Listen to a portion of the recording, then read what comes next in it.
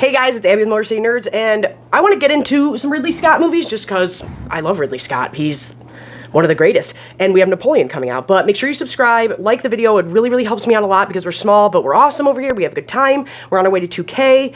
And yeah, I'm on OF, I'm on TikTok, I'm on all the stuff down below, Instagram, all that is in the description. But yeah, I'm just going to give you what I think are the top 5, in my opinion. And I'm probably a little biased. We all know what's won awards, what hasn't, things like that.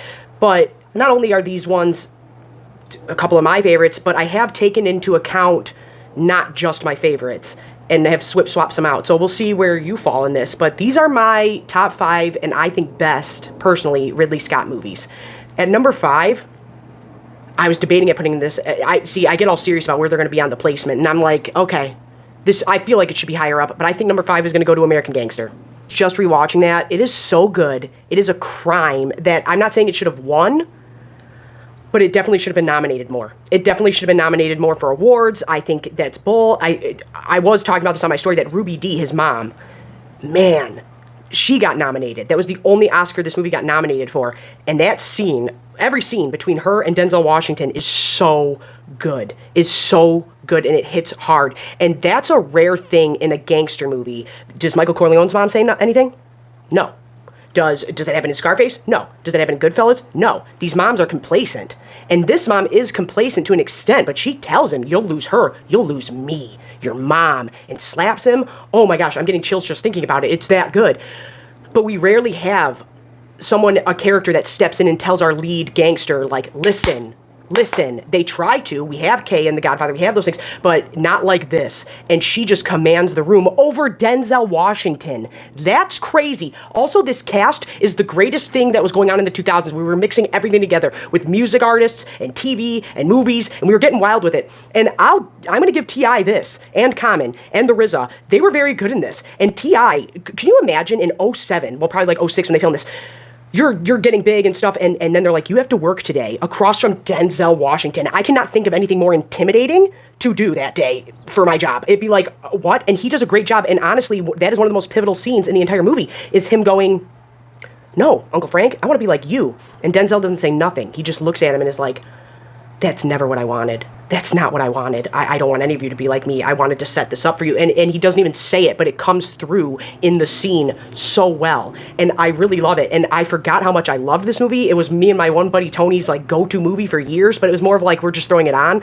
So I kind of forgot some parts of it, but man, it is so good. And I feel like this should have been acknowledged more. All right, the next one I'm going to give it to, for, man, the cast I always forget about, and it's like everybody, and how serious it is. It's a hard watch, and I also kind of forgot how hard of a watch it is. Like, one day I popped this in, and my mom's like, can we not watch that today on an afternoon? You want to pick something else? And it's Blackhawk Down. Blackhawk Down is visually stunning. Ridley Scott's always visually stunning, but we'll get into that more with my next picks. But Blackhawk Down, man, you want to have a lot of emotions going on, you got to go with Blackhawk Down. The acting in that is so good. Everything in that is so good.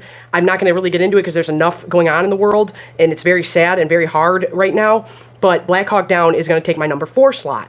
Now, as much as it pains for me to say this, I'm going to give number 3 to Gladiator instead of putting it at number 1, even though Gladiator is my favorite Ridley Scott movie. I love Gladiator. If you follow me on anything, you know that I quote Gladiator all the time. It is beautiful, it is amazing, and I'm going to say this again, Russell Crowe is great. Russell Crowe is amazing. We all love Russell Crowe in it. Joaquin Phoenix is who elevates that movie. And when they announced Joaquin was going to play the Joker, I grew up in a time, back in the day, when they announced the guy from A Knight's Tale is going to be our Joker. And everybody was like, no. And then look what Heath Ledger gave us. So I learned a long time ago not to question things off-right. So when they announced the type of Joker movie they were doing, and they announced Joaquin, I was like, no, he's going to be great. And the example I used was Commodus in the Senate, spinning the sword around, not paying attention. It's always the little things that Joaquin Phoenix does. And that's why I had not only is he great, but I had full faith in him being a Joker of whatever type, because yes, it is a Joker movie, but I don't consider that like a Batman movie. You get what I'm saying? I consider that more of a King of Comedy or Falling Down or a Taxi Driver, and you just used those characters. But he's great, and like I said, go back and watch Gladiator and watch all the little things he's doing in the background and the little things he's doing with his face. It is outstanding. But the best character in Gladiator, and people don't even disagree with me, it's Proximo. That's the best character. I didn't say I knew him. I said he touched me on the shoulder once. Oh my God, he's the best character. He's the best one. Oliver Reed is the best one in that. Oh my God, he's like the funnest, the best. I think he has the best scenes. But like I said, Joaquin elevates it. But man, Proximo, oh my God, he's so good. He's so good. And he steals every scene he's in. Now here's where I struggled. Here's where I struggled picking who should go 2, who should go 1. I'm going to say at 2 is Alien. And a lot of people, I feel like, forget Ridley Scott did Alien, the first one. James Cameron did the second one, but he did the first one. And I talk about this a lot, especially when I was playing Final Fantasy X and a few other big ones I can think of. But sometimes, and Ridley Scott has this down. I miss when movies had taglines. Ridley Scott is really great at this, which is sometimes the absence of music is louder than having music, if that makes sense. And the tagline for Alien, which I forgot about, is in space, nobody can hear you scream. And the way it's so quiet, but there's so much going on, is so unnerving even to this day. Also, gave us one of the greatest female characters of all time with Ripley. I have a bunch of Predator movie reviews. I love the Predator. Yaocha's my boy. I think there's a Xenomorph Pikachu up there. But my favorite growing up was Predator. My sister's was Alien, so that's her thing. She knows that like the back of her hand. I love Alien, but I don't know it like I know Predator.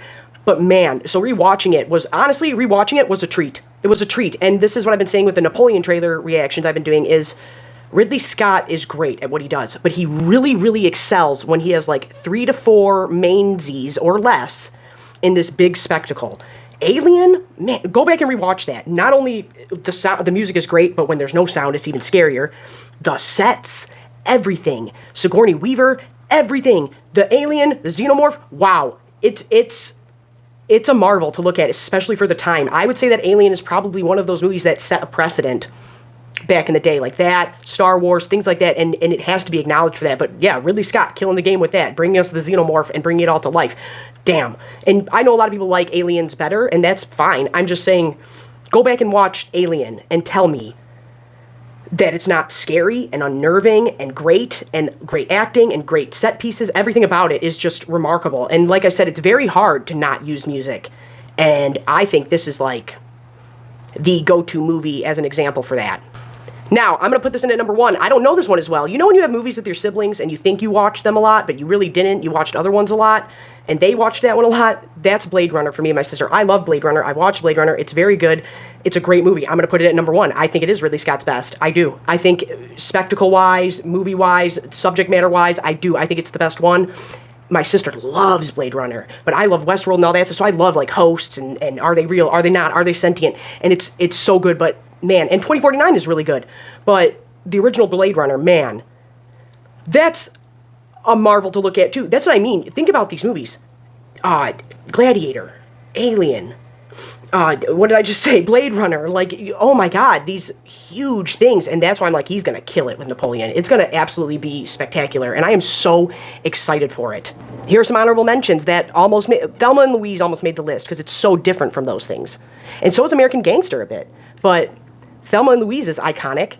And another one would be Hannibal, because I love Hannibal. Hannibal Lecter is my favorite character of all time. It is my favorite book series. Love it, love him, love the character. And I know Hannibal isn't the best in the series of movies, but rewatching it, it's a jam, that's for sure. And that's just Abby being biased. I just want to name drop it. But when it comes to things that almost made the official list, yeah, Thelma and Louise and The Martian. The Martian did win awards. Man, he really kills the game. And I just wanted to take a minute to rant about these things because I don't think people realize how much Ridley Scott gave us. I think a lot of people just go to Gladiator or American Gangster or whatever, and I'll say this, I did not like, the two I really don't like, he did House of Gucci, right?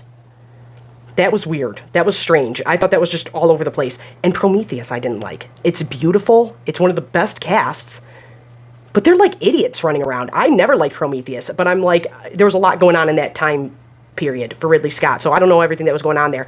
But those are two that I didn't really care for, but they still have their own thing. They still have Ridley Scott's fingerprints all over it, and you got to respect that.